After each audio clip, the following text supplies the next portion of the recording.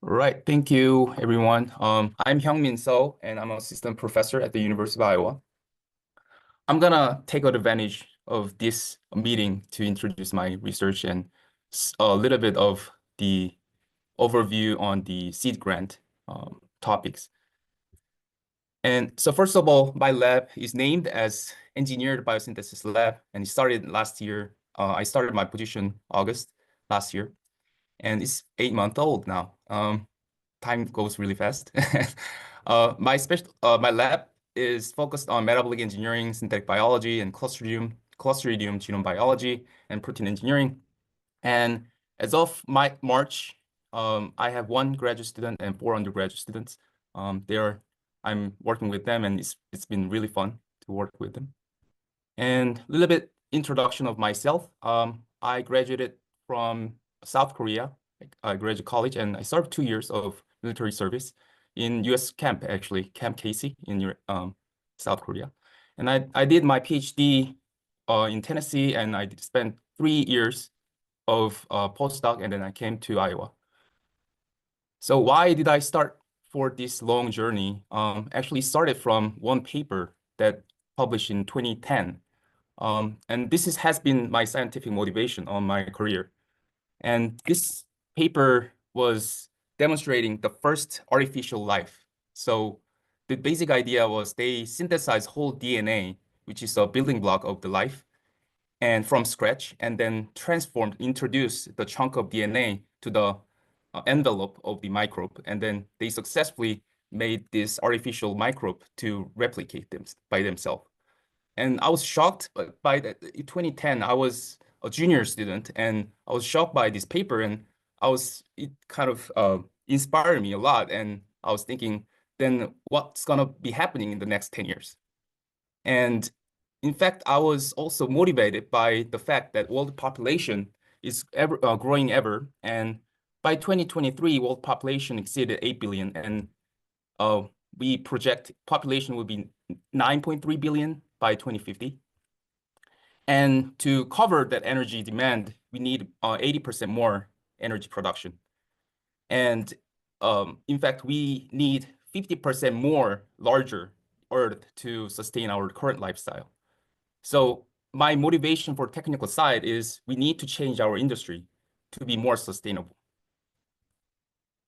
So combining my scientific motivation and technical motivation, my ultimate goal is to design the microorganism from scratch to customize what we are trying to do.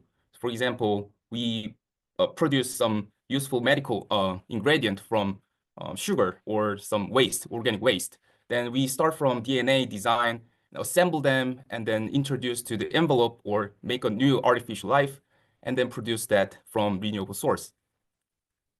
However, quickly realized when I go to the lab, that there is huge knowledge gap.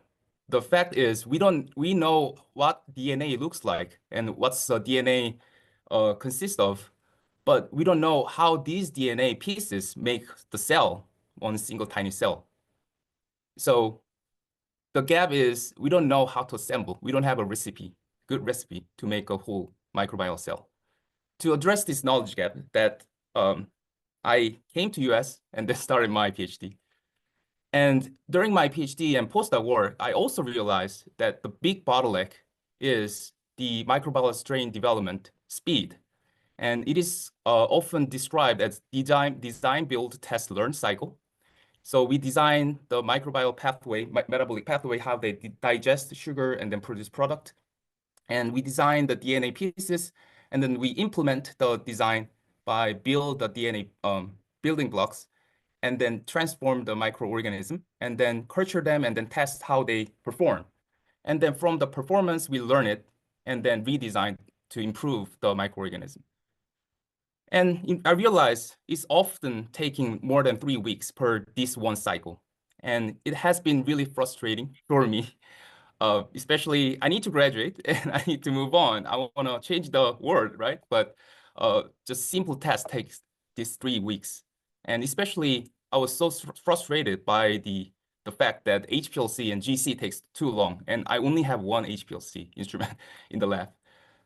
So I want to tackle this problem, which is to increase throughput of the test so that I can accelerate the strain development cycle.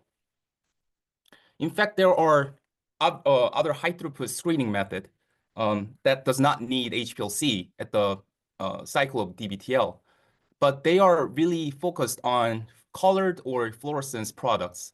And this shows some examples, and they use 96 well plate, like small, tiny wells that you can culture individual microbes and then check their performance by color, by chemical reaction, or they give a fluorescence signal to identify the best strain out of multiple strains.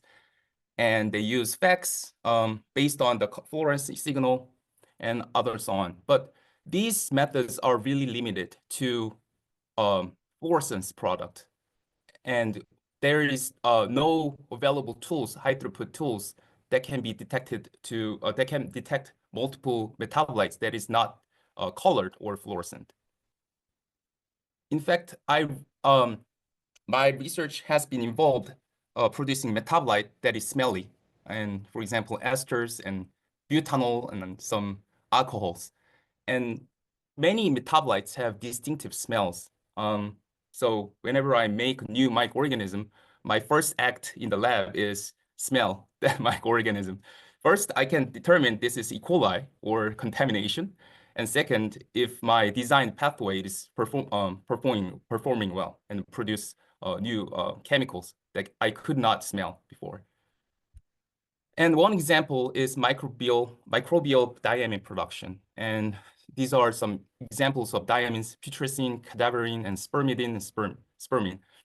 And these are useful chemicals, industrially important chemicals that is used as biopolymer monomers, and then some pesticides even, and microbial biomedical applications like anti-cancer, anti-inflammatory drug.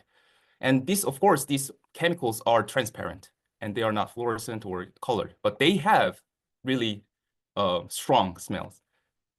So I was wondering, can we use this kind of characteristic smell to develop some high throughput screening? And so because they are not like fluorescent or colored, the conventional method was you design the DNA, construct a strain and culture, and then run the HPLC, and then identify one. And it takes 60 hours to identify the best producer. If you make a 10 new recombinant strain and you want to identify the best strain, best producer, you need to run HPLC for 60 hours at least. And to address this, I was searching what are the possible technology we can avoid the HPLC for identification of the best strain among the recombinant strain. And one technology was nanogap sensor. And this technology is to fabricate two electrode in a really tiny gap, which is about 5.2 nanometer. And you can, of course, adjust the gaps by fabrication. And you charge the chemical linker on the top and bottom that chemically interact with the target chemical, in this case, diamine. And the gap length and the chemical interaction of chemical linker and the target product determine the specificity of the interaction.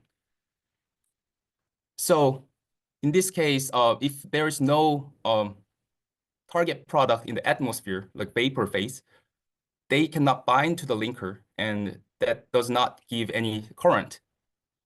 But once the target molecule binds to the linker, and then it makes an electrical tunneling, and then it makes a current. So it's kind of wake-up sensor. So I was thinking if we use this and then make an array and make this sensor more more feasible for fabrication, we might be able to make a 96 well plate or multi-well plate based high throughput screening or diamine or other non-fluorescence or non-colored products. So the goal is to fabricate this array, sensor array, and then make less than 6 minutes for identifying the best diamine producer among 24 or more recombinant strains. And this work is in collaboration with Professor Fatima Tour and Professor Florence Williams from University of Iowa. So my ultimate goal is to accelerate chemistry 2.0 by developing synthetic microbes that is much better than before using this kind of high throughput screening method. I think that's it for my presentation. Great, thank you. That's really exciting work. Questions for Young Min?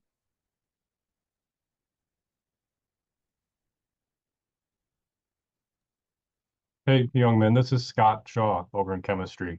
I was just curious, that sensor that you described, the nanogap sensor was really interesting.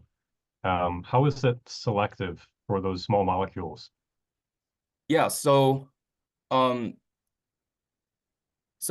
you can, for example, I think it's good to give some examples. So putrescine is 4-carbon diamine, and cadaverine is 5-carbon diamine, and the molecule has the length difference because of the different carbon lengths.